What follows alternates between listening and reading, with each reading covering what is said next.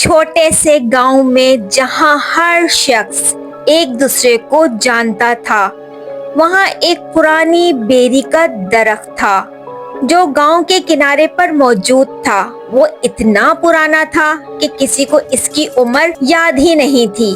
इसकी शाखें लंबी थी और इसके तने में कई सुराख थे। दिन में बच्चे इसके नीचे खेलते थे और बुजुर्ग इसके ठंडी छांव में आराम करते थे। लेकिन जैसे ही रात होती थी, इस बेरी की कहानी बदल जाती थी। गांव वाले कहते थे कि इस बेरी पर एक आसेब का बसेरा है। इनका मानना था कि जो कोई भी इस पेड़ के पास रात को जाता है, वो कभी वापस नहीं आता।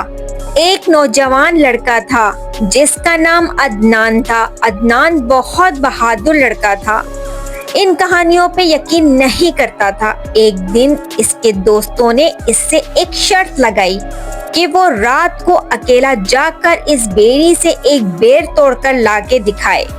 अदनान ने हंसते हुए कहा, ये कौन सी बड़ी बात है। इसने शर्त फौरन कबूल कर ली। जैसे ही रात हुई, अदनान ने दोस्तों को दिखाने के लिए पेड़ की तरफ रुख किया। वो पेड़ के पास पहुंचा तो इसे हवा में एक अजीब सी खुनकी महसूस हुई। पेड़ की शाखें तेजी से हवा में एक दूसरे से टकरा रही थी, जैसे कोई सरगोशी कर रहा हो। अदनान ने अपने दिल को मजबूत किया और पेड़ पर चढ़ने लगा। जैसे ही वो पेड़ पर चढ़ा, इसे एक आवाज सुनाई दी, मत चढ़ो मुसाफिर, ये जगह मेरी है। अदनान ने आवाज को नजरअंदाज किया और ऊपर चढ़ता रहा। इसने देखा कि एक शाख पर एक बहुत बड़ी और लाल बेरी लटक रही थी।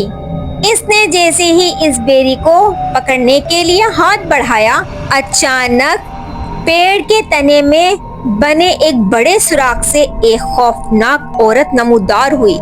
इसका जिस्म सड़ रहा था और इसके बाल बिखरे हुए थे। इसकी आंखें अंगारों की तरह जल रही थी और इसकी मुस्कुराहट खौफनाक थी। तुमने मेरे फल को छेड़ा, अब मैं तुम्हें नहीं छोड़ूंगी, चुड़ैल ने एक गहरी खौफनाक आवाज में कहा। अदनान ने खौफ से ऊपर देखा। चुड़ैल का खौफनाक चेहरा इसके बिल्कुल सामने था।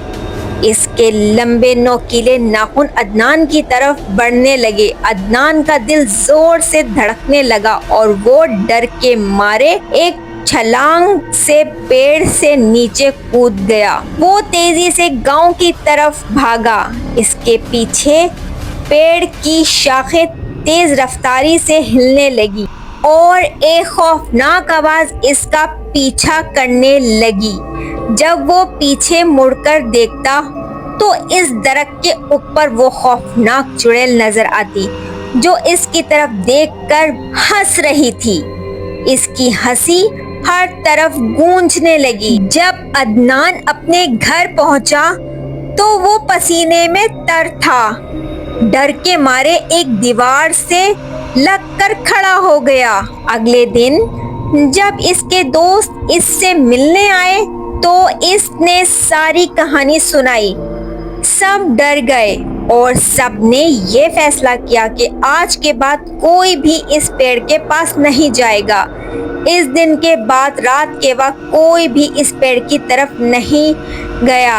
अब वो पेड़ सिर्फ दिन की रोशनी में जिंदा लगता है, जब इसकी शाखें सूरज की रोशनी में झूमती हैं। लेकिन रात को वो एक खौफनाक जगह बन जाती है, जहां आसेब का साया होता है और वो लोग जो रात में वहां जाने की गलती करते हैं, वो कभी वापस नहीं आते। कभी कभी कुछ शर्तें इंसान की जिंदगी का सबसे बड़ा सबक बन जाती है।